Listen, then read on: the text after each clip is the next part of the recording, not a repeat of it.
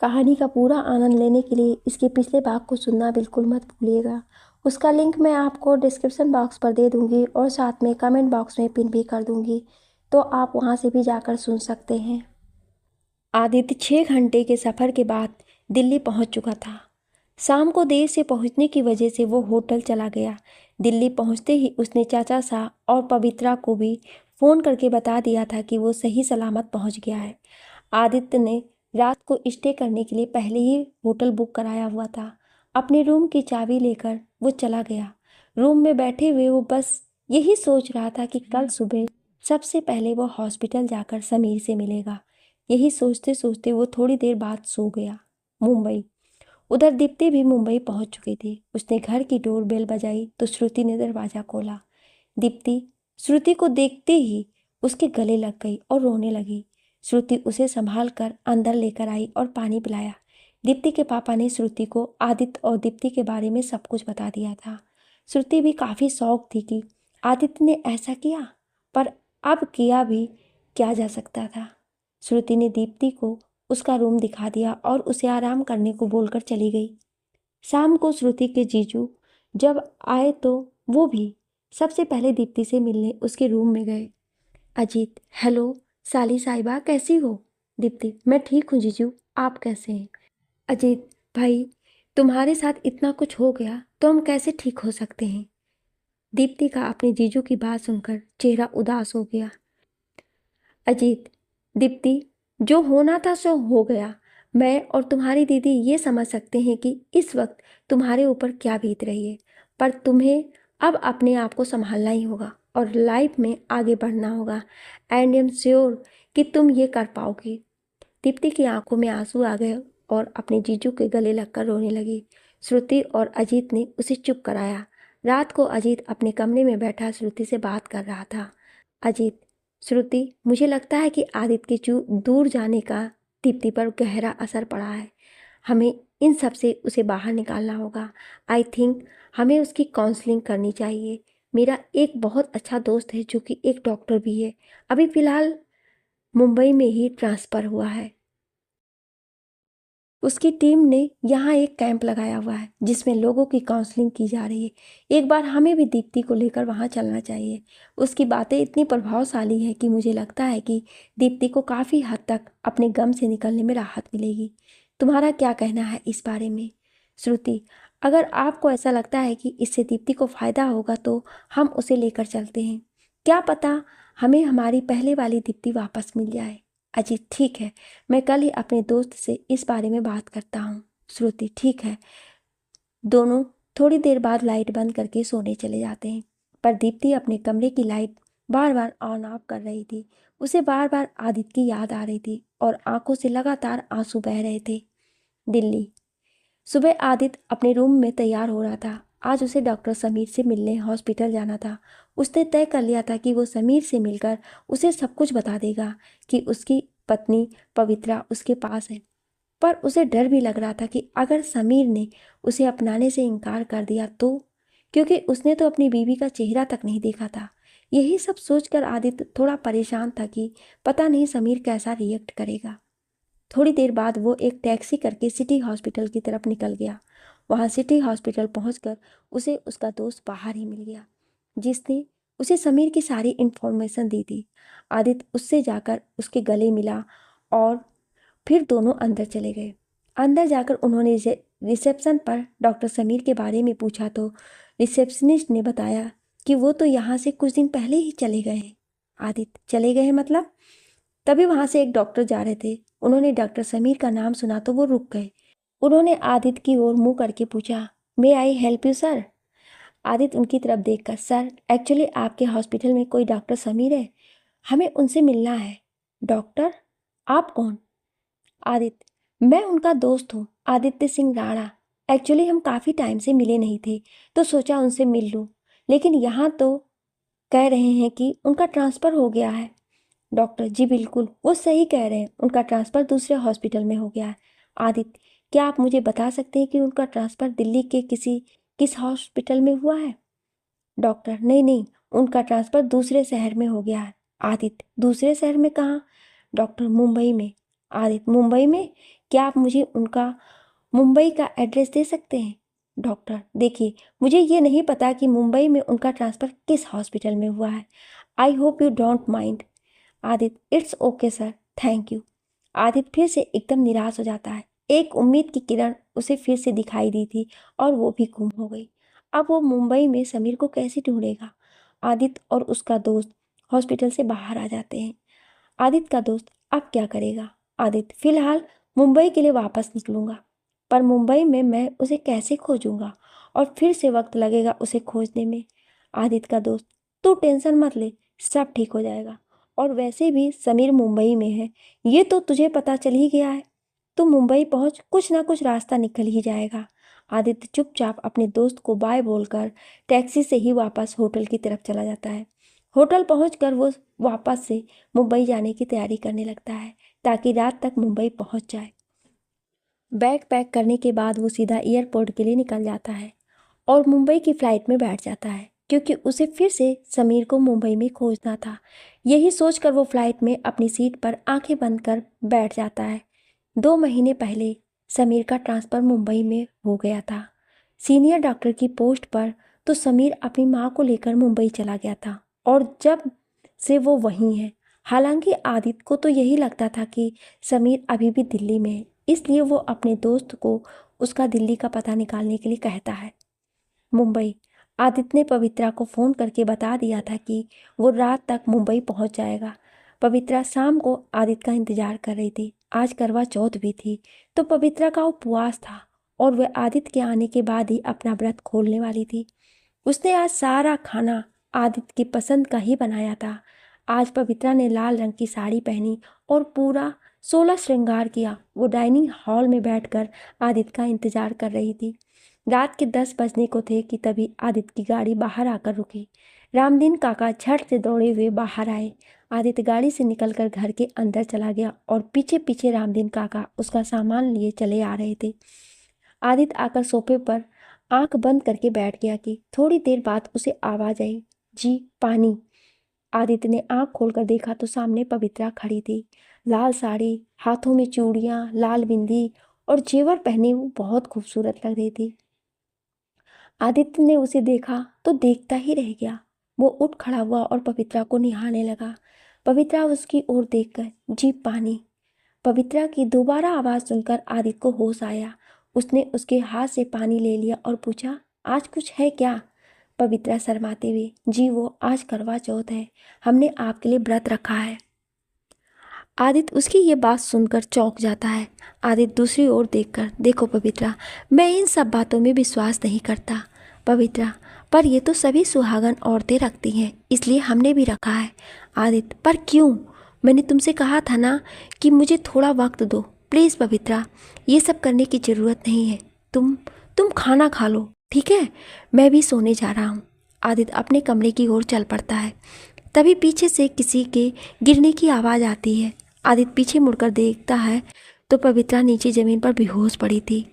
आदित्य दौड़कर उसके पास जाता है और उसे उठाने की कोशिश करता है। आदित्य, पवित्रा, पवित्रा उठो। वो पानी का गिलास लेकर उसके मुंह पर छींटे मारता है तो पवित्रा को थोड़ा सा होश आता है। वो अपनी आंखें खोलती है तो देखती है कि आदित्य उसका सर अपनी गोद में लिए बैठा था। वो उठकर बैठ जाती है।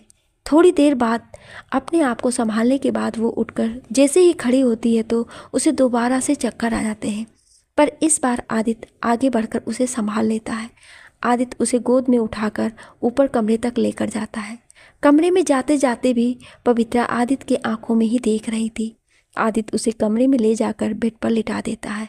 आदित्य रामदीन काका से कहकर पवित्रा के लिए खाना मंगवाता है, पर पवित्रा खाना खाने से मना कर देती है।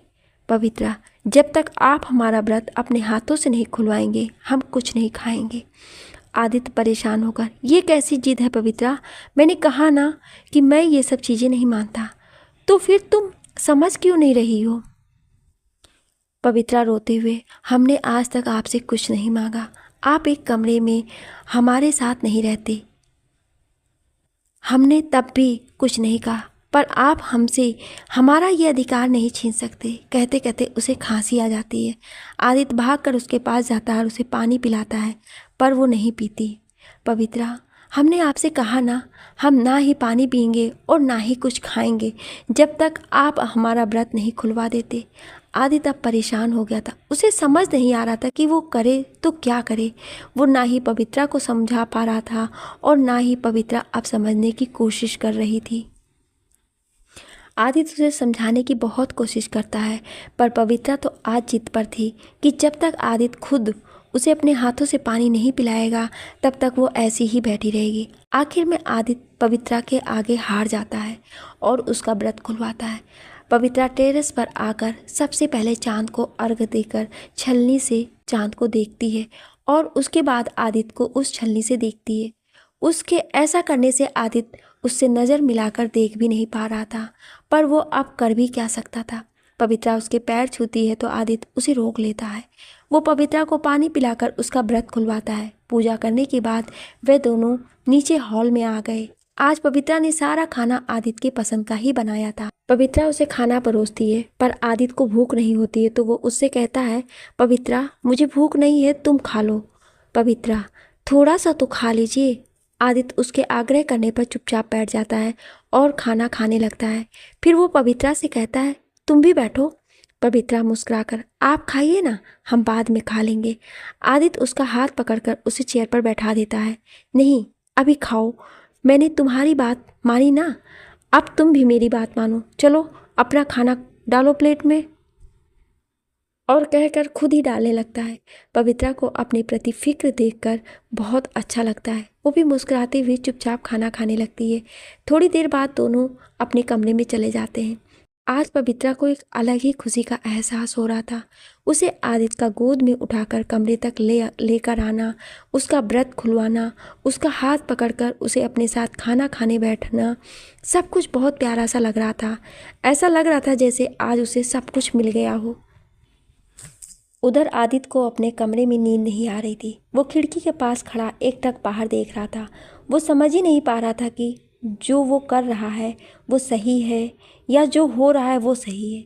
समीर का कुछ पता नहीं चल पा रहा था और पवित्रा अब उससे अपना पत्नी होने का अधिकार मांगने लगी थी, जो वो उसे नहीं दे सकता था। उसे पवित्रा के प्रति कई बार लगाव तो महसूस होता था, पर उसके दिल में सिर्फ दीप्ति बसी थी। दीप्ति की जगह वो किसी और को नहीं दे सकता था। यही सब सोचते सोचते उसने जाग कर ही पूरी रात काट दी। दीप्ति अपने कमरे में गुमसुम सी बैठी थी कि उसकी बहन श्रुति अंदर ब्रेकफास्ट लेकर आई और उसके पास ही बैठ गई। श्रुति, चलिए मैडम, जल्दी से ब्रेकफास्ट कर लीजिए, फिर हमें कहीं चलना है। दीप्ति टोस्ट खाती हुई, चलना है? कहाँ चलना है? श्रुति, अजीत के बहुत अच्छे दोस्त हैं, इन दिनों मुंबई में ही एक काउंसलिंग सेशन शुरू किया है उन्होंने। मुझे लगता है कि तुम्हें एक बार हमारे साथ वहाँ चलना चाहिए। दीप्ति, दी, अभी इतनी भी पागल नहीं हूँ मैं जो मुझे काउंसलिंग की ज़रूरत पड़े। I am a liar. ज़िंदगी से डील करनी आती है मुझे। हाँ, बस थोड़ा वक्त लगेगा, पर मैं कर लूँगी। हमें पता है दीप्ति, तुम बहुत ब्रेव हो और तुम कोई पागल नहीं हो जो हम तुम्हारी काउंसलिंग कराएं। अजीत कमरे में आते हुए कहता है और बेड पर दीप्ति के पास ही बैठ जाता है। हम बस तुम्हारी थोड़ी हेल्प करना चाहते हैं ताकि तुम्हें अपनी प्रॉब्लम को डील करने में आसानी हो, बस। अगर तुम नहीं चलना चाहती हो तो कोई बात नहीं, कोई तुम्हें फोर्स नहीं करेगा। हम तुम्हारे साथ हैं, तुम जैसा चाहोगी वैसा ही होगा। दीप्ति को थोड़ा बुरा लगता है कि उसे ऐसे बात नहीं करनी चाहिए थी। आखिर दी और जीजू भी तो उसके भले के लिए ही कह रहे हैं। दीप्ति दोनों का हाथ अपने हाथ में लेकर कहती है, ओके, मैं चलूँगी आप लोगों के साथ। अजीत ने खुश होकर दीप्ति के सर पर हाथ रख दिया और श्रुति ने भी उसे गले लगा लिया। तीनों वहाँ पहुँचे जहाँ ये काउंसलिंग सेशन चल रहा था। इस सेशन में डॉक्टर्स की पूरी टीम थी और उस टीम को लीड कर रहे थे डॉक्टर समीर। अजीत, श्रुति और दीप्ति भी वहाँ बेंचेस पर जाकर बैठ गए। डॉक्टर समीर लोगों को आजकल की तनाव भरी लाइफ और उनसे निकलने के तरीके बता रहे थे। अजीत, श्रुति और दीप्ति भी उनकी बातों को बड़े ध्यान से सुन रहे थे।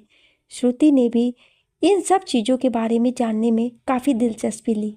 आज की क्लास ख़त्म होने के बाद सब अपनी जगह से उठकर खड़े हुए और समीर को धन्यवाद देते हुए जाने लगे।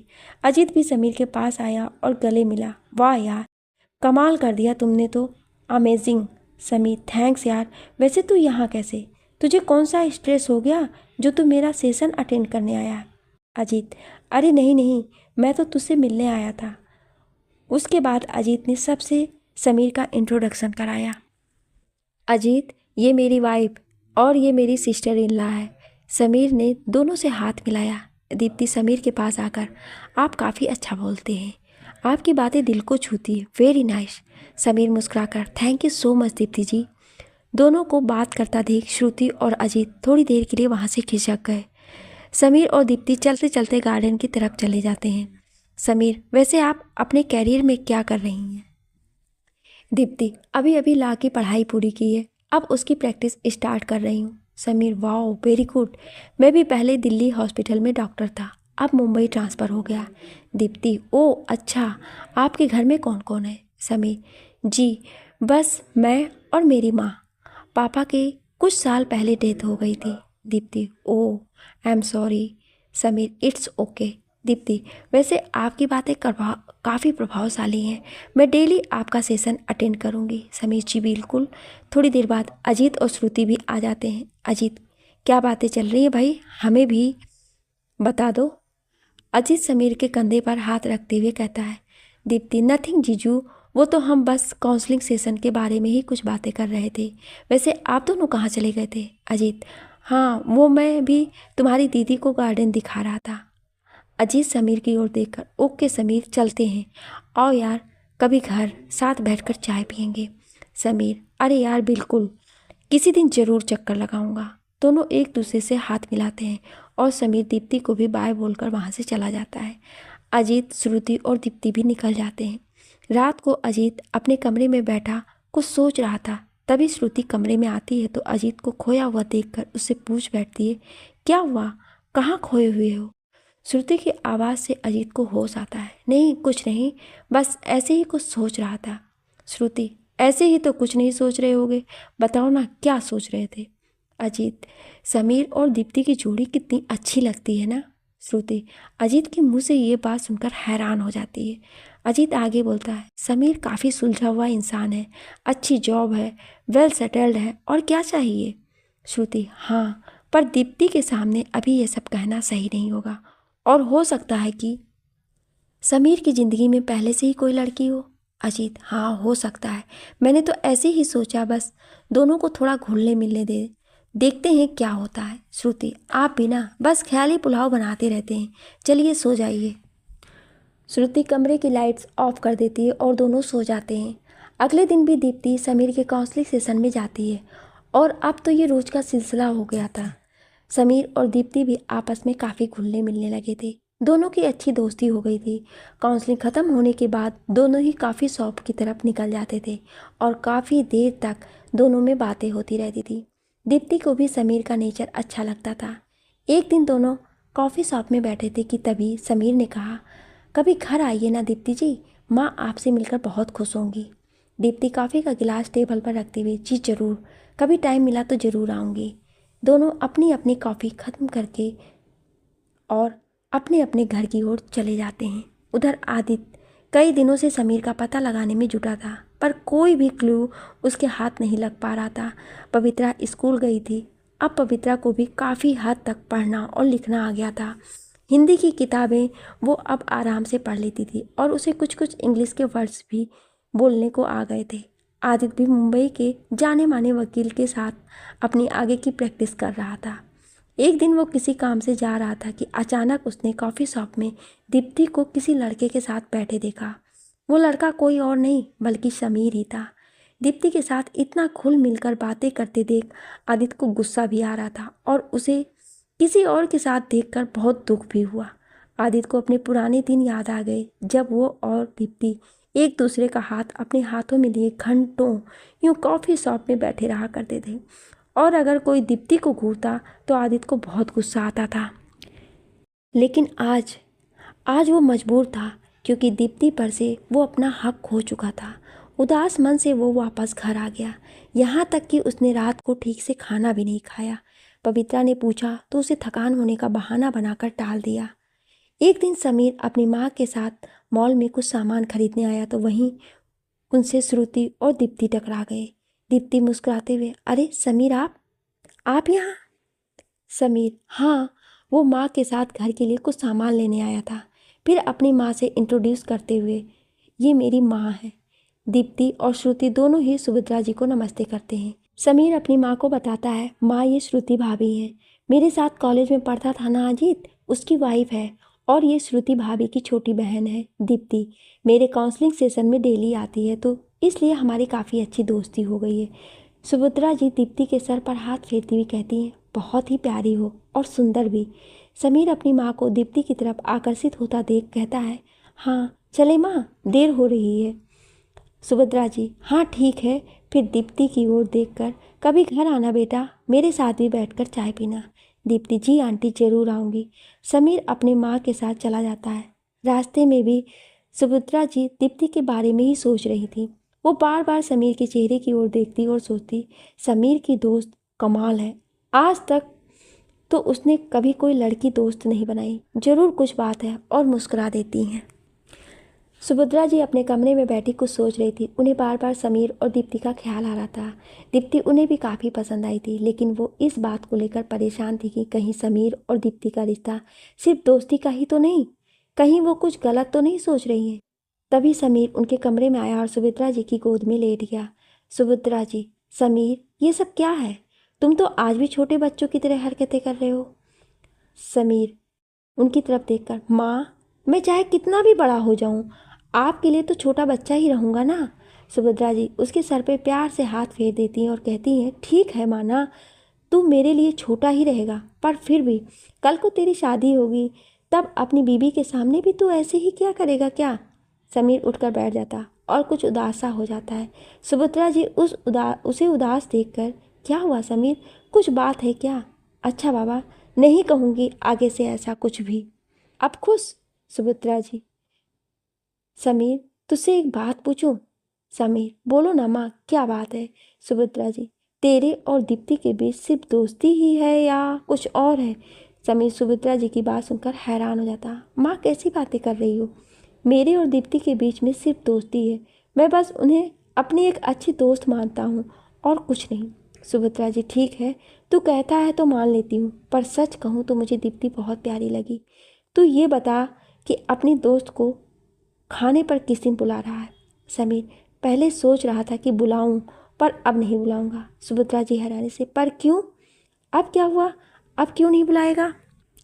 समीर, क्योंकि आप अब दीप्ति और मुझे लेकर कुछ ना कुछ सोचेंगी, इसलिए मैं नहीं बुलाऊंगा उसे घर। सुभद्रा जी, अच्छा बाबा, नहीं सोचूंगी कुछ भी, तो बुला ले उसे खाने पर, और साथ में अपने दोस्त अजीत और उसकी पत्नी श्रुति को भी इनवाइट कर लेना, ठीक है?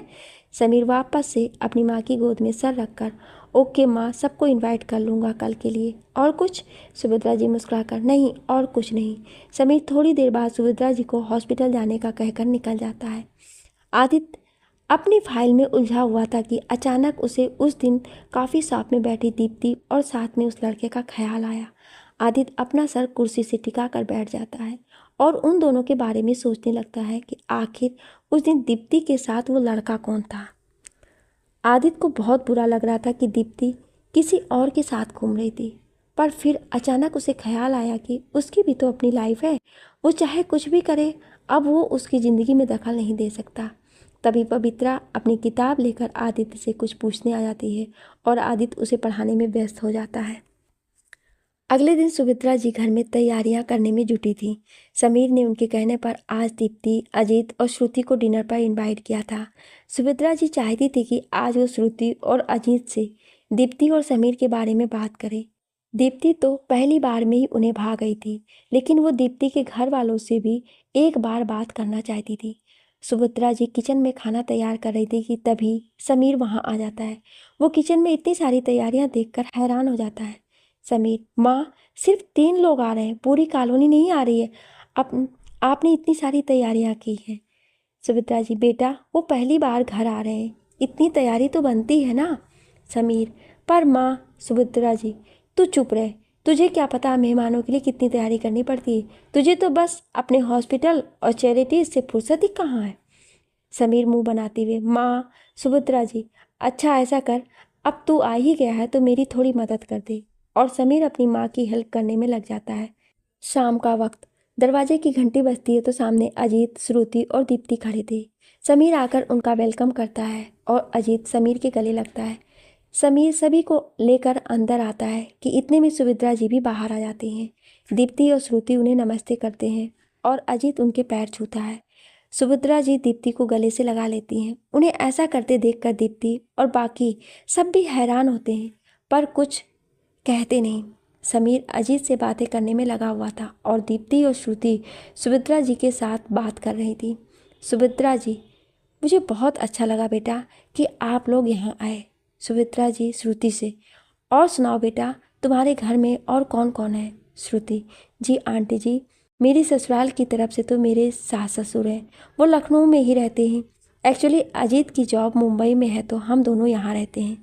सुभद्रा जी, अच्छा, और तुम्हारे मायके की तरफ से? श्रुति, आंटी, मायके की तरफ से सिर्फ पापा ही हैं। मम्मी बहुत सालों पहले से ही गुजर गई थी, जब से पापा ने ही हमें संभाला है। सुभद्रा जी, ओ आई एम सॉरी बेटा, मुझे पता नहीं था। दीप्ति, इट्स ओके आंटी, कोई बात नहीं। सुभद्रा जी, आपके पिताजी क्या करते हैं? श्रुति, वो लखनऊ के नामी वकील हैं, श्री ब्रजेश कपूर। सुभद्रा जी, ओह अच्छा। फिर दीप्ति की तरफ देखकर, दीप्ति बेटा, तुम क्या कर रही हो अपने कैरियर में? दीप्ति, आंटी, मैंने भी लॉ की पढ़ाई की है, इसी साल कंप्लीट की है, अब प्रैक्टिस कर रही हूँ। सुभद्रा जी, बहुत अच्छे बेटा, खूब तरक्की करो। दीप्ति मुस्कुराकर, थैंक यू आंटी जी। थोड़ी देर बातें करने के बाद सब डाइनिंग टेबल पर बैठ जाते हैं। सुभद्रा जी सबको खाना परोसने लगती हैं तो दीप्ति खड़ी हो जाती है। दीप्ति, आप बैठिए आंटी, मैं सबको सर्व कर देती हूँ। सुभद्रा जी, अरे नहीं नहीं बेटा, तुम बैठो, मैं हूँ ना सबको सर्व करने के लिए। दीप्ति, नहीं आंटी, आप बड़ी हैं, आप बैठिए, मैं सबको सर्व कर दूंगी। सुभद्रा जी दीप्ति के इतने प्यार से कहने पर चुपचाप चेयर पर बैठ जाती हैं। दीप्ति सबको खाना सर्व करने लगती है। सुभद्रा जी उसे ऐसा करते देख बहुत खुश होती हैं कि आज के ज़माने की लड़की होते हुए भी दीप्ति में बहुत अच्छे संस्कार हैं। खाना खाने के बाद सभी लोग बातें करने बैठ जाते हैं कि तभी सुभद्रा जी मौका देखकर समीर को कहती हैं, अरे समीर बेटा, दीप्ति को गार्डन नहीं दिखाओगे? जाओ दीप्ति को गार्डन दिखा दो बेटा। समीर खड़ा हो जाता है, जी माँ। दीप्ति और समीर दोनों गार्डन की तरफ निकल जाते हैं। तभी सुभद्रा जी श्रुति और अजीत के साथ बात करने लगती हैं। सुभद्रा जी, श्रुति, अजीत, मुझे तुमसे कुछ बात करनी थी। अजीत श्रुति की तरफ देखते हुए, हाँ बोलिए ना आंटी जी, क्या बात करनी थी आपको? सुभद्रा जी, दरअसल बात यह है कि मुझे दीप्ति समीर के लिए बहुत पसंद है। तुम लोगों का क्या कहना है इस बारे में? अगर दीप्ति और समीर की शादी हो जाए तो? श्रुति और अजीत पहले तो हैरान से हो जाते हैं, लेकिन अजीत को भी समीर दीप्ति के लिए पसंद है तो वो कहता है, आंटी जी, समीर मेरा दोस्त है, इससे ज़्यादा अच्छी बात और क्या होगी कि दीप्ति और समीर एक हो जाएं। लेकिन आंटी जी, हम एक बार दीप्ति की राय भी जान लेना चाहिए, आखिर फैसला तो उसी को लेना है। सुभद्रा जी, ठीक है, जैसा आप दोनों को ठीक लगे। अगर दीप्ति राजी होती है तो मैं आपके पिताजी से बात कर लूँगी। श्रुति जी, ठीक है। थोड़ी देर बाद समीर और दीप्ति गार्डन से घूम कर आ जाते हैं और फिर दीप्ति, श्रुति और अजीत सुभद्रा जी से विदा लेकर अपने घर की ओर निकल जाते हैं। आदित्य का घर। इधर आदित्य कुछ दिनों से अपने कामों में उलझा हुआ था, तभी पवित्रा उसके कमरे में आ जाती है। आदित्य पवित्रा को देखकर, पवित्रा, मुझे कल एक मीटिंग में जाना है, बाबा साहब की कोई प्रॉपर्टी के सिलसिले में, क्या तुम मेरे कपड़े प्रेस कर दोगी? पवित्रा बहुत खुश हो जाती है क्योंकि आज आदित्य ने पहली बार उसे अपना कोई काम खुद से करने के लिए बोला था। पवित्रा जी, क्यों नहीं, हम अभी कर देते हैं। आदित्य मुस्कुराते हुए, थैंक्स। पवित्रा आदित्य के कपड़े इस्त्री करने लगती है। वो खुश थी क्योंकि उसे लगने लगा था कि आदित्य धीरे धीरे अब उसे अपना रहा है। अगले दिन आदित्य अपनी मीटिंग के लिए निकल जाता है। पवित्रा आदित्य से, जल्दी आइएगा। आदित्य, टेंशन मत लो, मैं शाम तक आ जाऊंगा, कहकर वो चला जाता है। घर में आकर पवित्रा घर के काम निपटाने लगती है।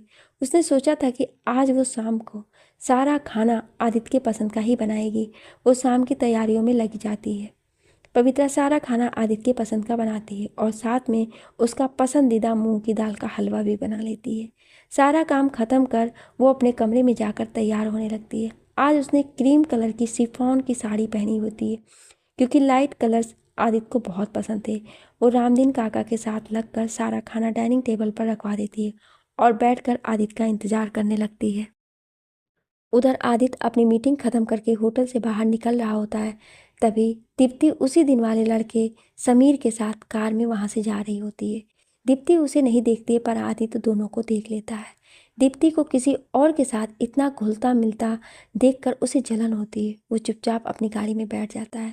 वो गाड़ी ड्राइव कर रहा होता है, लेकिन आदित्य का पूरा ध्यान आदित्य और साथ में उस लड़के पर होता है जिससे दीप्ति हंस हंस कर बातें कर रही थी।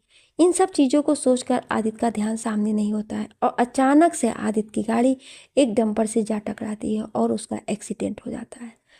उधर घर पर पवित्रा उसका बैठी इंतजार कर रही होती है। तभी उसका फ़ोन बजता है। वो देखती है कि फ़ोन किसी अननोन नंबर से है। पहले तो वो उठाती नहीं है, पर 2-3 बार बजने पर उठा लेती है।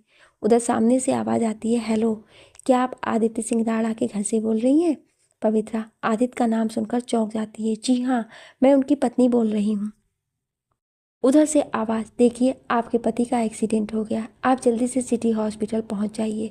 ये सुनते ही पवित्रा के हाथ से फ़ोन छूटकर नीचे गिर जाता है। वो रोते हुए सीधा भागकर गाड़ी में बैठती है और ड्राइवर से सिटी हॉस्पिटल चलने को कहती है। ड्राइवर गाड़ी सिटी हॉस्पिटल की तरफ घुमा लेता है। उधर दीप्ति अपने कमरे की खिड़की पर खड़ी थी। आज उसके मन में भी कुछ बहुत बेचैनी सी हो रही थी। वो सोच रही थी कि अभी अभी तो वो बाहर से घूम कर आई है, तब भी उसे बेचैनी सी क्यों हो रही है। वो अपने बेड पर आकर लेट जाती है और लाइट बंद कर देती है, लेकिन नींद आज उसकी आंखों में भी नहीं होती है। उसका मन घबरा रहा होता है। अचानक ही उसे आदित्य की याद आने लगती है। उसका मन करता है कि उसे फ़ोन लगा ले, पर फिर पिछला सब कुछ सोचकर फ़ोन वापस रख देती है और चुपचाप सोने की कोशिश करने लगती है। मुंबई। पवित्रा जल्दी से सिटी हॉस्पिटल पहुंचती है। वो रिसेप्शन पर जाकर पता करती है आदित्य को फर्स्ट फ्लोर पर आईसीयू में शिफ्ट किया गया था, जहां उसका इलाज चल रहा था। पवित्रा भागती हुई सीधा फर्स्ट फ्लोर पर पहुंच जाती है। आदित्य आईसीयू में मशीनों से घिरा हुआ था, जहां डॉक्टर्स उसका इलाज कर रहे थे। पवित्रा शीशे में से आदित्य को इस हालत में देखकर रो पड़ती है। तभी एक पुलिस ऑफिसर उससे आकर पूछता है, आप मिस्टर आदित्य की पत्नी हैं? पवित्रा आंखों में आंसू लिए हुए, जी हाँ इंस्पेक्टर साहब, हम ही इनकी पत्नी हैं। इंस्पेक्टर देखिए, आप टेंशन मत लीजिए, जैसे ही मिस्टर आदित्य को होश आ जाएगा हम उनका बयान लेने आ जाएंगे, आप प्लीज़ बैठ जाइए। पवित्रा वहीं रूम के बाहर एक बेंच पर बैठ जाती है। इंस्पेक्टर वहां से चला जाता है। पवित्रा को 2 घंटे हो गए थे बैठे हुए। तभी एक डॉक्टर रूम से बाहर आते हैं। पवित्रा भागकर डॉक्टर के पास चली जाती है। पवित्रा, डॉक्टर साहब हमारे पति कैसे हैं? डॉक्टर उसकी तरफ देखकर, आप कौन? पवित्रा, जी हम उनकी पत्नी हैं। डॉक्टर, देखिए अब वो खतरे से बाहर है, हालांकि खून काफ़ी ज़्यादा बह गया था, इसलिए हमें उन्हें खून चढ़ाना पड़ा। बॉडी में 1-2 जगह फ्रैक्चर भी आए हैं। बाकी जब वो होश में आएंगे आगे की कंडीशन का तभी पता लग पाएगा। पवित्रा रोते हुए, डॉक्टर साहब वो ठीक तो हो जाएंगे ना? डॉक्टर, देखिए हिम्मत मत हारिए और भगवान पर भरोसा रखिए, सब ठीक होगा। इतना कहकर डॉक्टर वहाँ से चले जाते हैं। पवित्रा भी वापस अपनी जगह पर बैठ जाती है। तभी वो जयपुर सरिता दीदी को फ़ोन करती है और उन्हें यहाँ की सारी स्थिति के बारे में बता देती है। सरिता भी आदित्य के एक्सीडेंट की खबर सुनकर काफ़ी परेशान हो जाती है। सरिता, तुम चिंता मत करो पवित्रा, मैं और बाबा साहब अगली फ़्लाइट पकड़कर ही मुंबई पहुँच रहे हैं। तब तक तुम हिम्मत मत हारना और हाँ, आदित्य का ख्याल रखना, ठीक है? पवित्रा, दीदी हम उन्हें कुछ नहीं होने देंगे, बस आप लोग जल्दी से पहुँच जाइए। सरिता, पवित्रा हम जल्दी ही पहुँच जाएंगे, तुम चिंता मत करो। पवित्रा वापस फ़ोन रखकर हॉस्पिटल में बने छोटे से मंदिर की ओर चली जाती है, भगवान से प्रार्थना करने। जयपुर। सरिता वीरेन जी को आदित्य के एक्सीडेंट के बारे में बता देती है। वीरेन जी भी ये खबर सुनकर सख्ते में आ जाते हैं। दोनों ही अपने बैग पैक कर अगली फ़्लाइट से मुंबई के लिए रवाना हो जाते हैं। मुंबई। उधर दीप्ति बार बार अपने कमरे के चक्कर लगा रही थी। तभी बाहर से गुजरते हुए श्रुति दीप्ति के कमरे की लाइट खुली हुई देख अंदर कमरे में आ जाती है। श्रुति, क्या बात है दीप्ति, तुम अब तक सोई नहीं? कुछ परेशानी है क्या? दीप्ति, नहीं दी, ऐसी कोई बात नहीं है, बस वो नींद नहीं आ रही थी इसलिए घूम रही थी। श्रुति उसका हाथ पकड़कर उसे बेड पर बैठाती है और खुद भी उसी के पास बैठ जाती है। श्रुति, देखो दीप्ति, मैं तुम्हारी बड़ी बहन हूँ, बचपन से तेरे साथ रही हूँ, तेरे आंखों में पढ़ सकती हूँ कि तुम किसी बात को लेकर परेशान हो, इसलिए प्लीज़ मुझे बताओ कि क्या बात है। दीप्ति की आंखों में आंसू भर गए और वो श्रुति के गले से लिपट गई। दीप्ति रोते हुए, दी पता नहीं आदित्य को लेकर बहुत घबराहट सी हो रही है, अजीब अजीब ख्याल आ रहे हैं मन में, ऐसा लग रहा है कि वो किसी परेशानी में है। दीप्ति का आज भी आदित्य के लिए अपने मन में इतना प्यार देखकर श्रुति भी भावुक हो जाती है। वो मन ही मन सोचती है कि यह आज भी आदित्य को भूल नहीं पाई है। मैं कैसे मना पाऊंगी इसे समीर के रिश्ते के लिए। श्रुति, तू चिंता मत कर दीप्ति, आदित्य बिल्कुल ठीक होगा। और तू आदित्य के बारे में इतना मत सोचा कर दीप्ति, वो अब किसी और का पति है। अगर ऐसे ही हमेशा उसके बारे में सोचती रहेगी तो अपनी ज़िंदगी में कैसे आगे बढ़ पाएगी। दीप्ति फिर से ये बात सुनकर रोने लगती है। दीप्ति, दी, मैं बहुत कोशिश करती हूँ आदित्य को भुलाने की, पर नहीं भुला पाती। मैं क्या करूँ। आज बहुत घबराहट हो रही थी आदित्य को लेकर। ऐसा लग रहा है जैसे वो किसी मुसीबत में हो और उसे मेरी ज़रूरत हो। श्रुति, तू ज़्यादा मत सोच दीप्ति, आदित्य बिल्कुल सही सलामत होगा। उसकी पत्नी है उसके पास। दीप्ति अपने आंसू पोंछती हुई, आप सही कह रही होती, आदित्य ठीक होगा और अपनी पत्नी के साथ खुश होगा। मुझे शायद उसकी याद आ रही होगी, इसलिए घबराहट महसूस हो रही होगी। श्रुति, तुम आराम करो दीप्ति और सोने की कोशिश करो। कल काउंसलिंग में भी तो जाना है और देखना वहाँ जाकर तुम्हारा मूड भी ठीक हो जाएगा। दीप्ति लेट जाती है और श्रुति उसे ब्लैंकेट उड़ाकर लाइट बंद करके कमरे से बाहर आ जाती है। दीप्ति सोने की कोशिश करने लगती है। थोड़ी देर बाद उसे नींद आ जाती है। City hospital. पवित्रा भगवान की मूर्ति के आगे हाथ जोड़कर आदित्य के लिए प्रार्थना कर रही थी। पवित्रा, हे भगवान, इन्हें ठीक कर दीजिए। हमारे पति के अलावा हमारा दुनिया में कोई नहीं है। बचपन में हमारे माँ बाबा हमसे छीन गए, अब हमारे पति को ठीक कर दीजिए। हम हमेशा आपके आभारी रहेंगे। और रोते रोते वहीं भगवान के चरणों में बैठ जाती है। सुबह तक सरिता और वीरेंद्र जी भी मुंबई पहुंच चुके थे। सरिता और वीरेंद्र जी भी रिसेप्शन पर पहुंचकर आईसीयू के बाहर आ खड़े हुए। पवित्रा बेंच से सिर टिकाए बैठी थी। सरिता उसके कंधे पे हाथ रखती है। पवित्रा सरिता को देखते ही खड़ी हो जाती है और उससे लिपट कर रोने लगती है। इतने में वीरेंद्र जी भी हॉस्पिटल की सारी फॉर्मेलिटीज़ पूरी करके आ जाते हैं। पवित्रा उनके पैर छूकर आशीर्वाद लेती है। सरिता, आदित्य कैसा है भाभी? पवित्रा, डॉक्टर ने कहा है कि अब खतरे से बाहर है, लेकिन उनके होश आने तक हमें इंतजार करना होगा। थोड़ी देर बाद नर्स डॉक्टर को जाकर बुला लाती है। आदित्य को होश आ चुका है। वीरेंद्र जी भी डॉक्टर्स के साथ ही उनके पीछे पीछे चले जाते हैं। सीनियर डॉक्टर आदित्य का चेकअप कर रहा था। वीरेंद्र जी, क्या बात है डॉक्टर साहब, आदित्य ठीक तो है ना? डॉक्टर, देखिए, उनके एक हाथ में फ्रैक्चर आ गया है और अभी उनकी कंडीशन भी बहुत नाजुक है। आप लोगों को थोड़ी एहतियात बरतनी होगी। वीरेंद्र जी, क्या हम उनसे मिल सकते हैं? डॉक्टर, अभी नहीं, वार्ड में शिफ्ट कर दिया जाएगा, तब आप एक एक करके उनसे मिल सकते हैं। Virendra ji, thank you doctor साहब। वीरेंद्र जी भी डॉक्टर के साथ ही बाहर आ जाते हैं। सरिता उनके पास आते हुए, क्या बात है बाबा, क्या कहा डॉक्टर ने? आदित्य ठीक है ना? वीरेंद्र जी, डॉक्टर्स कह रहे हैं आदित्य के हाथ में फ्रैक्चर आया है और ज़्यादा चोटें आने की वजह से अभी उसकी हालत भी नाजुक है। हमें सावधानी बरतनी होगी। पवित्रा भी सरिता के साथ ही खड़ी थी। ये सुनकर वो फिर से रोने लगती है।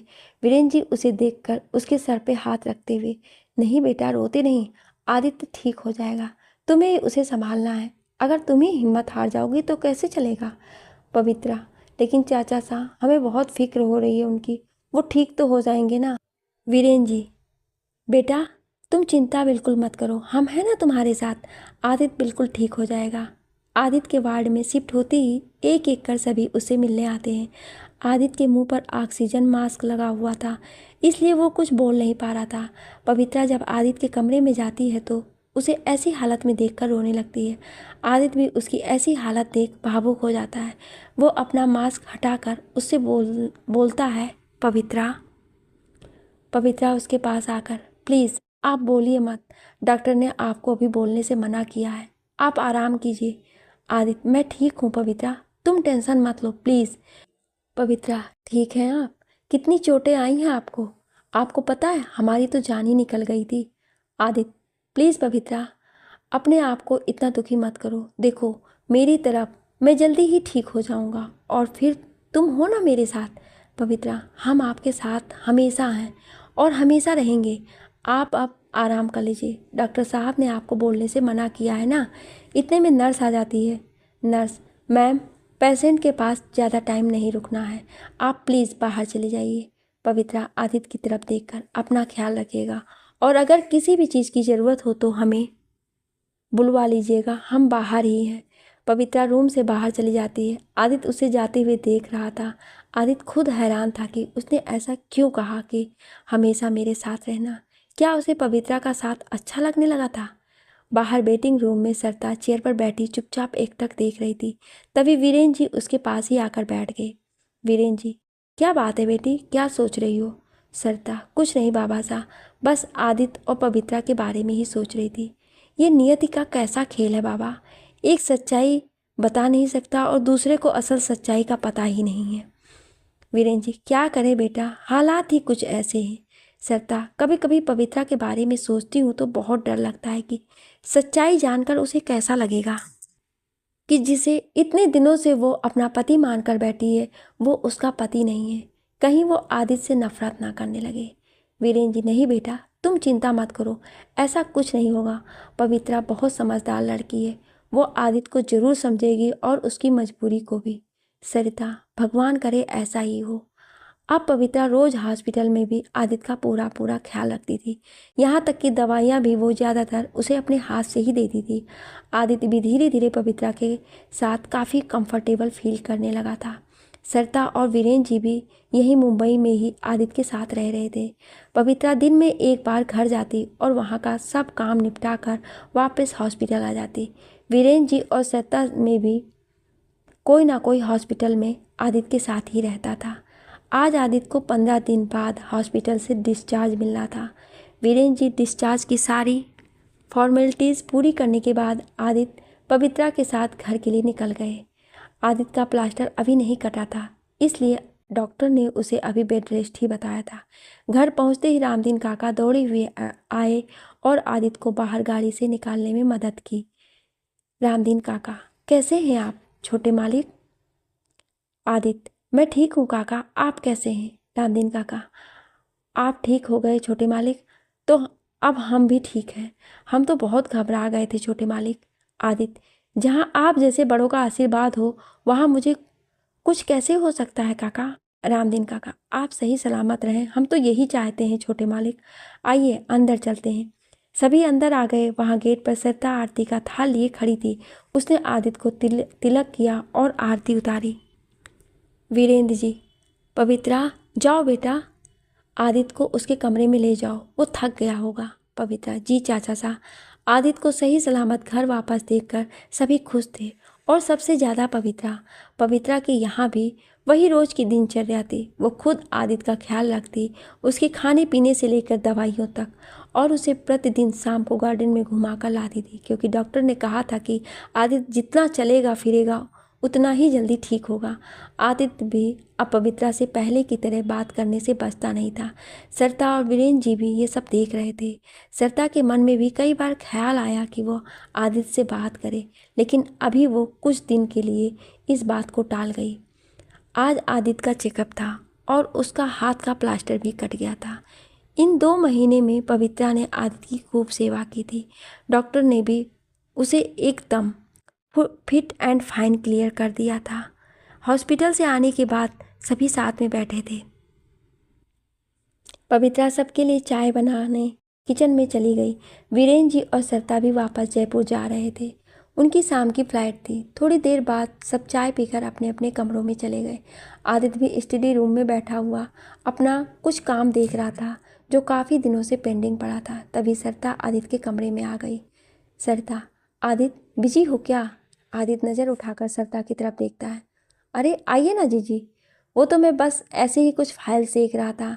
इस एक्सीडेंट की वजह से काफ़ी काम पेंडिंग पड़ा हुआ था। सरिता, आदित्य तुमसे कुछ बात करनी थी। आदित्य, हाँ जीजी बोलिए ना। सरिता, अपनी ज़िंदगी के बारे में कब सोच रहे हो आदित्य? आदित्य हैरानी से, मैं कुछ समझा नहीं दीदी, आप क्या कहना चाह रही हैं? सरिता, अपने और पवित्रा के रिश्ते के बारे में। आदित्य चौंक कर, जीजी ये आप क्या कह रही हैं?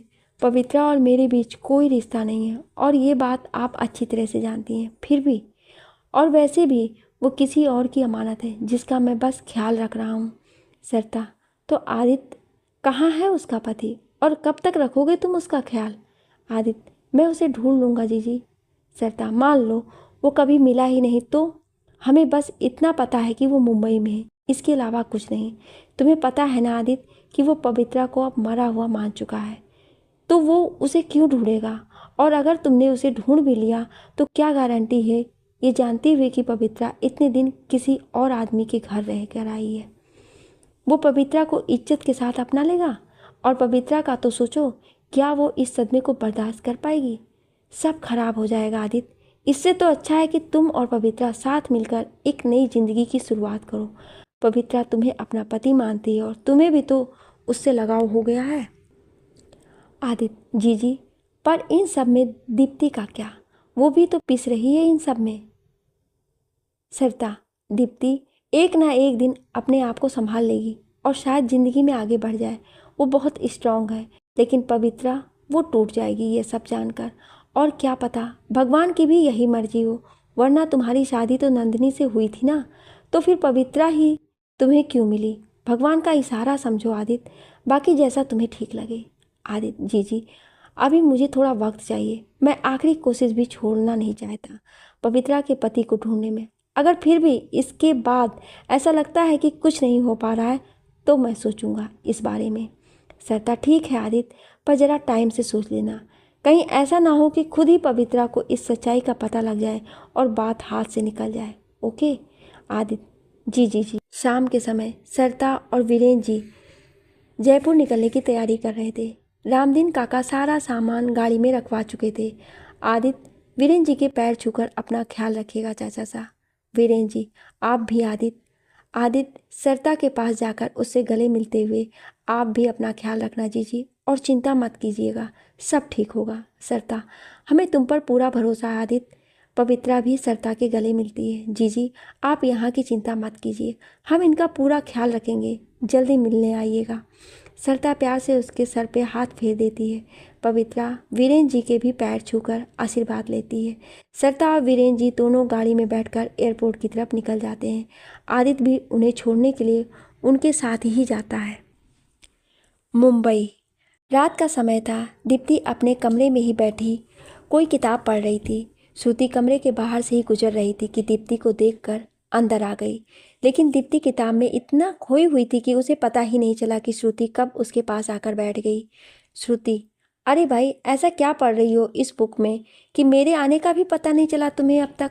श्रुति की आवाज़ से दीप्ति का ध्यान हटा तो दीप्ति ने देखा कि श्रुति उसी के पास बैठी हुई थी। दीप्ति, अरे दी, आप कब आई? श्रुति, जब तुम इस किताब में खोई हुई थी तब। दीप्ति, सॉरी दी, मुझे पता ही नहीं चला आप कब आकर मेरे पास बैठ गई। एक्चुअली ना, ये बुक की स्टोरी इतनी अच्छी है ना कि जब भी मैं इसे पढ़ने बैठती हूँ तो मुझे अपने आसपास का होश ही नहीं रहता है। श्रुति, अच्छा ऐसा क्या है इस स्टोरी में? दीप्ति, ये एक प्रेम कहानी है, मुझे डॉक्टर समीर ने दी थी। उन्हें भी मेरी ही तरह प्रेम कहानियाँ और कविताएँ बहुत पसंद है। वैसे दी, आप रात को यहाँ क्या कर रही हैं? जीजू आपका वेट कर रहे होंगे। श्रुति हंसते हुए, अरे नहीं, वो तो अपने ऑफिस के काम में उलझे हुए हैं, मैं बोर हो रही थी, तुम्हें देखा तो तुम्हारे पास चली आई। वैसे दीप्ति, एक बात पूछूं? दीप्ति, हाँ दी, बोलिए ना। श्रुति, समीर तुम्हें कैसा लगता है? मेरा मतलब है कि एक लाइफ पार्टनर की नज़र से। दीप्ति हैरानी से उसकी तरफ देखते हुए, दी, ये आप क्या कह रही हैं? और वैसे भी मैंने उन्हें एक दोस्त के अलावा और किसी नज़र से कभी देखा ही नहीं। श्रुति, दीप्ति, असल में मैंने तुझे ये बात नहीं बताई थी। जब हम उस दिन समीर के यहाँ डिनर पर गए थे, तब समीर की मम्मी सुमित्रा जी ने तुम्हारा हाथ समीर के लिए मांगा था। वो तुम्हें अपनी बहू बनाना चाहती हैं। दीप्ति चौंक कर, क्या? श्रुति, हाँ, लेकिन मैंने और अजीत ने उस वक्त ये कहकर मना कर दिया था कि हम तुमसे पूछे बगैर कोई फैसला नहीं लेंगे। तुमसे बात इसलिए नहीं की क्योंकि तुम उस वक्त इस स्थिति में नहीं थी, पर अब मैं चाहती हूँ कि तुम अपने लिए भी सोचो। समीर अच्छा लड़का है, वेल सेटल्ड है, अजीत को भी बहुत पसंद है, और सबसे बड़ी बात है कि समीर की माँ ने खुद से ये रिश्ता मांगा है। और क्या पता समीर के दिल में भी तुम्हारे लिए कुछ हो। दीप्ति, दी, ऐसा कुछ नहीं है। समीर के मन में मेरे लिए ऐसा कुछ भी नहीं है, और मेरे लिए समीर सिर्फ एक दोस्त है और कुछ नहीं। और वैसे भी मैं अभी तक आदित्य को भुला नहीं पाई हूँ। श्रुति, पर दीप्ति, कब तक यूं ही अतीत में जीती रहोगी? एक ना एक दिन तो तुम्हें भी आगे बढ़ना ही होगा ना। दीप्ति, क्या समीर को पता है इस बारे में? श्रुति, शायद नहीं, लेकिन सुमित्रा जी कह रही थी कि वो समीर से इस बारे में बात करेंगी। देख दीप्ति, हमें भी तेरी चिंता है। मैंने पापा से भी इस बारे में बात की थी, हालांकि उन्होंने भी ये फैसला अभी तेरे ऊपर छोड़ दिया है। लेकिन मेरी बच्ची, हम तेरा गलत नहीं सोचेंगे, तो एक बार इस बारे में सोच, हम तेरे साथ हैं। दीप्ति, दी, मैं कब कह रही हूँ कि आप लोग मेरा बुरा चाहोगे? बस मुझे अभी थोड़ा वक्त चाहिए, प्लीज़। श्रुति, ठीक है, तू जितना चाहे समय लेना चाहती है ले ले, लेकिन जो फैसला लेना सही लेना। दीप्ति, अच्छे रिश्ते बार बार नहीं आते। दीप्ति, मैं सोचूंगी दी। श्रुति प्यार से उसके सर पर हाथ फेर वहां से चली जाती है। दीप्ति उसे जाते हुए देखती रहती है। श्रुति के जाने के बाद दीप्ति मन ही मन सोचती है, ये क्या हो रहा है मेरी जिंदगी में? मैं किसी तरह से आदित्य को भूलने की कोशिश कर रही हूँ। और अब समीर, आई थिंक मुझे समीर से बात करनी चाहिए कि मैं अभी शादी नहीं करना चाहती। वो बहुत समझदार लड़का है, शायद मेरी प्रॉब्लम समझ जाए और वो अपनी मम्मी से बात करे। दीप्ति अपने पिछले कल को याद कर रही थी, जो पल उसने मुंबई में आदित्य के साथ बिताए थे। कितने हसीन थे वो पल, जिसमें सिर्फ वो और आदित्य थे एक दूसरे के साथ। यही सब सोचते सोचते दीप्ति की आंख लग जाती है। आदित्य का फार्म हाउस। आदित्य लॉन में बैठा सुबह का न्यूज़पेपर पढ़ रहा था। अंदर पवित्रा नाश्ते की तैयारी कर रही थी। थोड़ी देर बाद पवित्रा रामदीन काका को आदित्य को नाश्ते के लिए बुलाने को कहती है, तो रामदीन काका आदित्य को बुलाने आ जाते हैं। रामदीन काका, छोटे मालिक, नाश्ता लग गया है, आप आ जाइए। आदित्य, आप चलिए काका, मैं आता हूँ। आदित्य अंदर आकर डाइनिंग टेबल पर बैठ जाता है। पवित्रा रामदीन काका के साथ नाश्ता लेकर आती है। आदित्य आज नाश्ते में हलवा, पूरी और आलू की सब्जी देखकर खुश हो जाता है।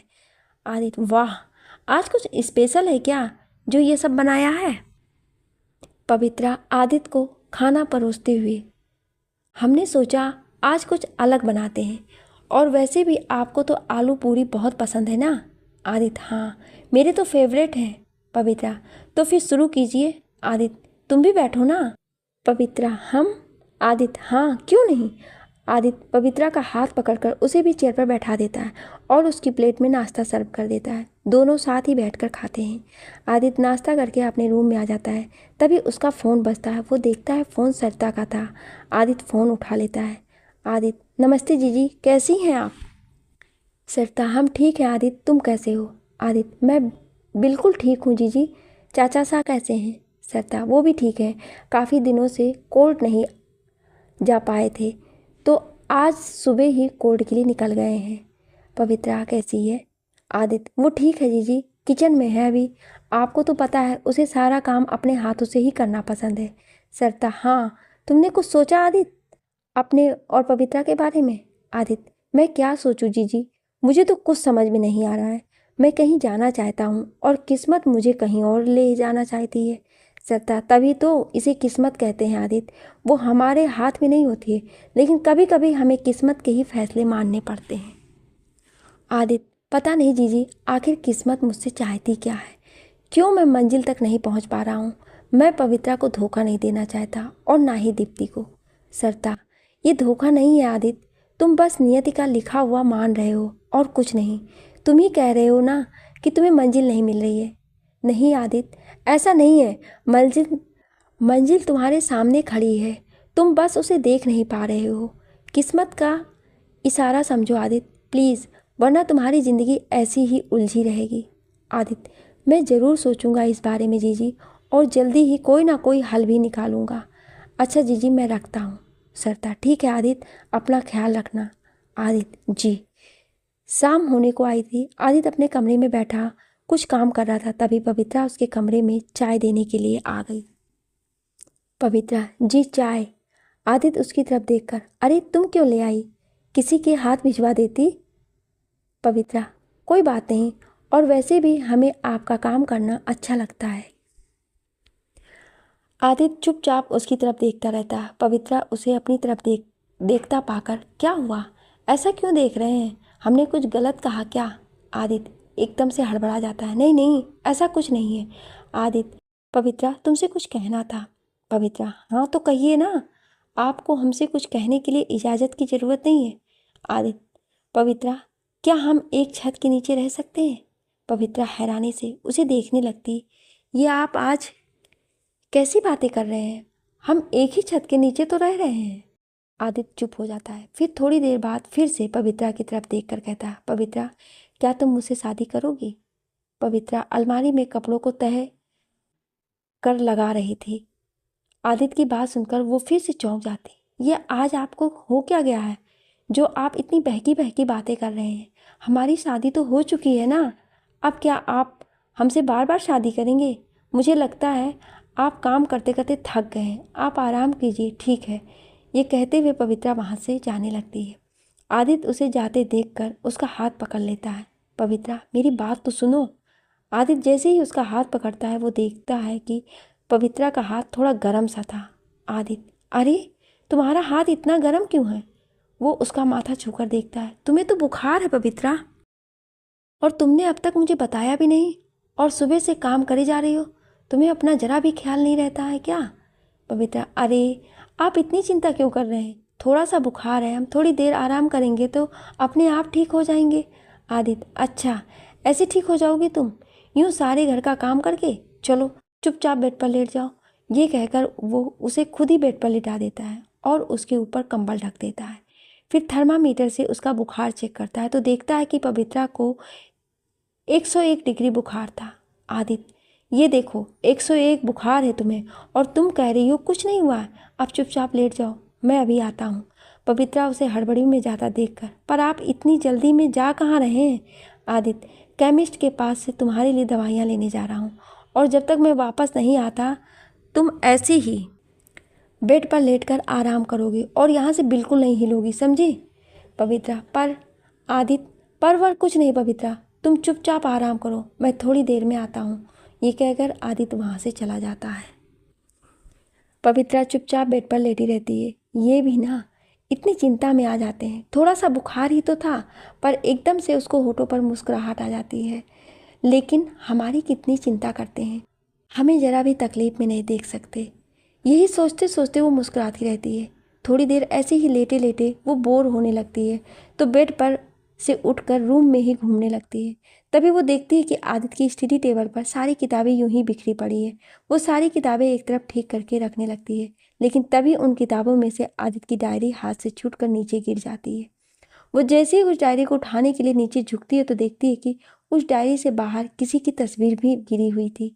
जब वो उस तस्वीर को उठाकर देखती है तो वो तस्वीर और किसी की नहीं बल्कि दीप्ति की तस्वीर थी। पवित्रा मन ही मन में, ये तो वही दीप्ति जी है ना जो उस दिन हमारे घर आई थी। पवित्रा उस तस्वीर को लेकर देखने लगती, कितनी प्यारी है, कितनी मासूम सी। पर फिर वो सोचने लगती है, क्या आज भी इनके मन में दीप्ति जी ही है? तभी तो उनकी तस्वीर उन्होंने आज तक अपनी डायरी में संभाल कर रखी थी। पवित्रा थोड़ी देर तक उस तस्वीर को ऐसे ही देखती रहती है, पर फिर उसे वापस उस डायरी में रख देती है। पर फिर उस डायरी की तरफ देखकर, ये डायरी कैसी है? शायद वकील बाबू इसमें अपने दिल की बातें लिखते होंगे। हम भी पढ़ें क्या है कि वो हमारे बारे में क्या सोचते हैं। क्या आज भी उनके दिल में दीप्ति जी है या हम? पवित्रा वो डायरी उठाकर पढ़ने लगती है। क्या होगा जब पवित्रा को पता चलेगा सारा सच? क्या सच जानने के बाद रह पाएगी वो आदित्य के साथ, या ढूंढेगी अपने पति को? जानने के लिए जुड़े रहिए हमारे साथ।